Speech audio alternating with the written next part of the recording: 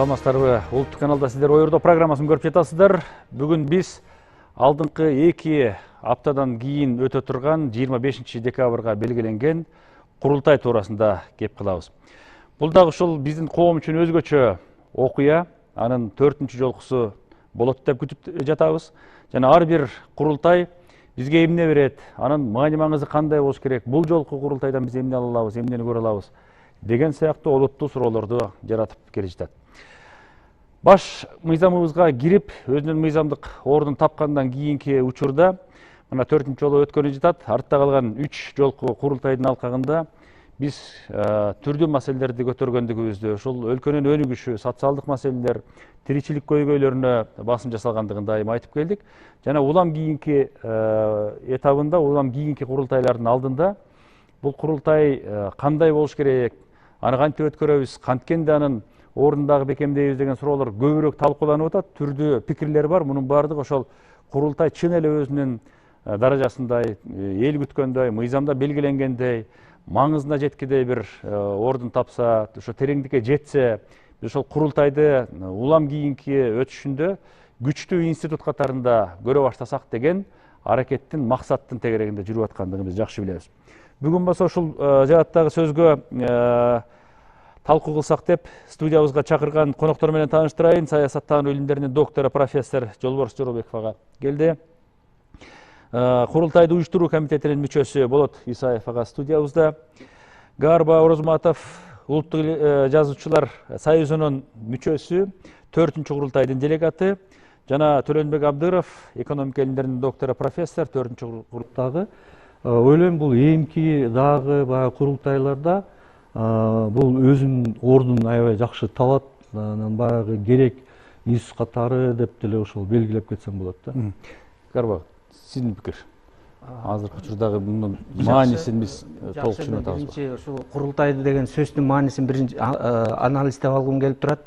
Себеп дегенде кыргыз эли курултайды мурун эле өткөрүп келген. Ынтымак курултайы, коргонуу курултайы, жер которуу курултайы, хан көтөрүү курултайы деп. Орто Азия элдери же болбосо дүйнөлүк баягы элдер алардын тилинде да өздөрүнчө курултай болгон. Мисалы үчүн селжуктар курул дешкен, перстер болсо меджлис дешкен, Германия Рейхстаг, бул литвалыктар семит деп аташкан. Бирок ошо дүйнөлүк тарых барактарын карасак, ушулардын баардыгы чыр-чатак менен коштолуп турган ал элдерде. Бизде кыргыз элинде курултай ушу ак боз бээни чалып, элдин батасын алып, ийгиликтер менен коштолуп турганы айгин элет да. Мына эгемендүүлүк алгандан кийин, мына азыр Кудай буйрса бир 10 күндөн кийин 4-чү элдик курултайды мына өткөргөн турабыз. Мен былтыр дагы 3-чү элдик курултайда делегат элем. Ошол биздин райондогу болгон баягы микрофонго чыгып айтабыз деген элдин талабы, делегаттардын талабын, ошолордун баарын анализдеп келип, бир 60% мындайча айтканда жеринде ошол маселелер чечилди. Жеринде эмтуунун деңгээлинде, маптын уровенинде, акимияттын деңгээлинде жана жетишпей калган убакта мэрияга кирип баягы тийиштүү маселелерди чечип алдык. Кийинки мына азыркы бүгүнкү 4-чү курултайда баягы орчундуу маселени коелу деп атабыз. Биз баягы талап кылбай мында сунуштарыбызды чечүүчү бир жактарын да ойлоп, биз эле элден, президенттен үмүт эте бербей, бир чечүүчү да тараптарын сунуш кылып айталы деп турабыз. Биз ошол 3 делегатты шайлап, ошону кайсы багытта сүйлөш керек, кайсы багытта сунуш айтыш керек, ушуларды даярдап, азыркы ошо баягы бара-бара, көч бара-бара түзөлөт дейт. Ошо кийинки курултайга дагы биз 4-чү, 5-чи, 6-чы курултайга да биз баягы мындайча айтканда шпрагалка үчүндө ишти аткаруу маселесин бир толук кандуу чечип берели деген үмүттөбүз. Талкууларда эки нерсеге басым жасалган учурларды байкап атабыз. Эми бул иштер акырындык менен турмушка ашыш керек деген пикир. Гарба мырза, ошол эле маалда мисалы делегаттар демилгелүү болсо дагы болот. Өз ичара уюшуу механизмин колдонсо болот. Мисалы алдын ала макулдашуу, алдын ала кеңешүү. Бизде мына эрекиндей маселе болуп атат. Экономика жаатында момундай, коопсуздук жаатында мына эрекиндей. Биз билим берүүдө могу эрекинди сунуштайлы дедик эле деп анан кийин баягы ар тараптуу көз караштардын чогундусун алдын ала бир Төлөнбек Абдырович белгилеп кеткендей уюмдашуу аркылуу демилгелүү болсо дагы болот беле. Жакшы суроо болду. Антсе да болот. Бирок деген бир ой келип атат. Себеби бул курултай өзү саясий орган да. Президентти эл шайлайт. Жогорку кеңешти эл шайлайт. Курултайдын делегаттарын эл шайлайт.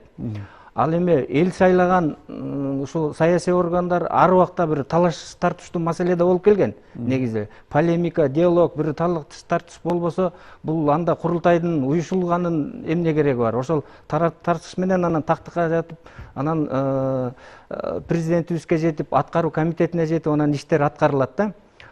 Сиз айтып аткан жаатта биз дагы ойлонуп көрдүк. Негизи ушул саясий органдардын мен граждандык кодексти дагы эмгек кодексинде тыкыр карап чыктым да. Бул биз жанагы 1 жылдык же 2 жылдык мөөнөт сурап атпайбызбы? Бирок ошол мөөнөт сурап алганда биз мөөнөтүбүз 1 жылдык болгондо ар бир Кыргыз Республикасынын гражданине саясий органда жүргөндөн тиги акы төлөөгө мамлекет милдеттүү да болуп калат экен. Көрдүңүзбү? Бул жерден бир жоболорду, же болбосо конституцияга бир оңдоо толуктоолорду негизи киргизиш керек экен. Же болбосо бир делегаттардын санын аз кылып, анда жергиликтүү бийлик бир кандайдыр бир өлчөм менен каржылап, анан баягы кагаз материалын алып берип, баягы иш ордун берип, анда бир көзөмөлдөөчү орган эмес, сунуш берүүчү аткаруу органына бир тараптуу кылбай киргизсе болот деген да бир сунуштар айтылып атат да. Ал эми баягы биз дагы ушул былтыркы 3-элдик курултайда, быйылкы да ушул абдан тыкыз кеңешип, өзүбүзчө топ уюштуруп, кандай маселени чечтик, кайсы маселе калды, кайсы маселени чече албайбыз, ошо чече албаган маселелерди ушу президентке алып чыгалы, президенттин астында алып чыгалы деп көтөрөлү деп атабыз. Ал эми биздин ошол эле медиктерден, ошол эле теги пенсионерлерден, дары-дармектин кымбаттыгы, жана фарм компаниялардын ашыкча бир роль аткарып атканы, жанагы нефть-трейдерлердин бир баягы индивидуальный договорлор, ушулардын баардыгын биз тыкыр карап чыгып, ошол жаатта да биз аткарылуучу сунуштарды буюрса президентке берели деп атабыз. Бул буюрса аткарылат деген ойдобуз.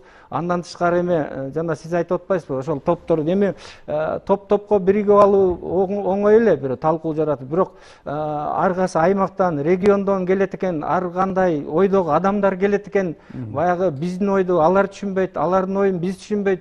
Мына 1-2 курултайда чыле арк маселесинен көтөрө албай бир латокто айтып туруп албадык беле.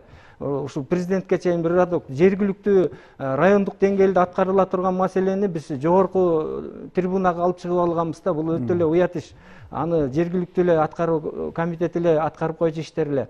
Бул жаатта биз азыр тыкыр кеңешип, абдан бир орчундуу маселелер, мына 3-курултайды жыйынтыктоодо улуу урматтуу президентибиз айтты эле, мектеп садиктердин проблемасын бизге койгула деп. Мына мектеп садиктер жерлерде чечилип атат.